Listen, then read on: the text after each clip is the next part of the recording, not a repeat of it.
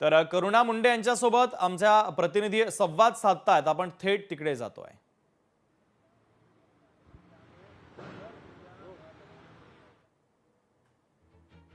तर करुणा मुंडे यांनी सकाळी एक महत्त्वाची पोस्ट देखील केलेली आहे सोशल मीडियावर। धनंजय मुंडेंचा पोस्ट केलेला आहात, त्यामध्ये 3 मार्च 2025 ला धनंजय मुंडे यांचा राजीनामा।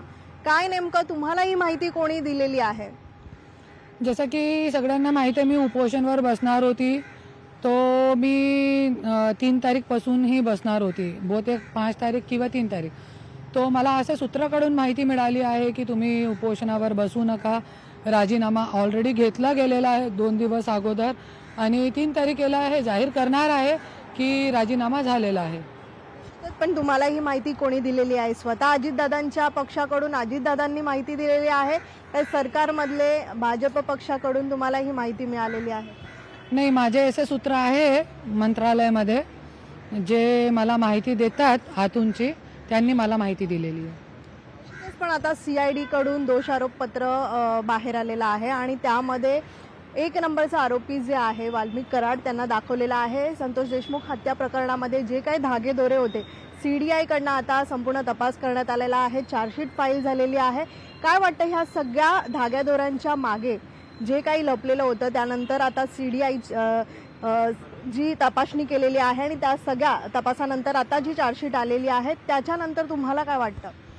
मला हेच वाटतात, मी सीआयडीच्या, एसआयटीच्या आणि देवेंद्र भाऊच्या आणि महाराष्ट्राची जनताच्या जे इतकी चांगली पद्धतीने मुद्दा उचलून धरला की सरकारला पण सरेंडर व्हावं लागला आणि एक निष्पक्षपणे चौकशी करावी लागली आणि निष्पक्षपणे चौकशी झाली 100%। एसआयटीच्या, सीबीआयच्या खूप खूप हृदयापासून आभार मानते मी की आज वाल्मिक कराडला फर्स्ट दोषी ठरला गेलेला आहे आणि सगळे पुरावे समोर आणले।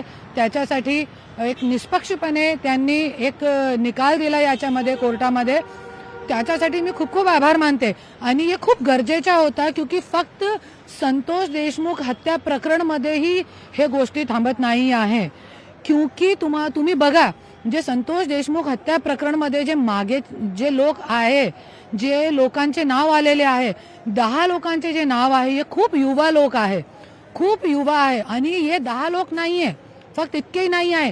तुम्ही बघा, वाल्मिक कराडचे मुलगेपासून जितके लोक आहे, 1200 रिव्हॉल्व्हरच्या जे आहे, आज जे लायसेन्स रद्द करण्यात आलेला आहे बीडमध्ये, कोणते मंत्रीचे, कोणते पावरचे जोरावर 1200 रिव्हॉल्व्हरचे लायसेन्स दिले गेले, कोणते? आणि बीडमध्ये तो मुंडे घराण्याचेही राजकारण चालू आहे। मुंडेचा बाल किल्ला तो बीड जिल्हा असा। लोकशाही मराठी ऐका, पहा, जागरूक रहा।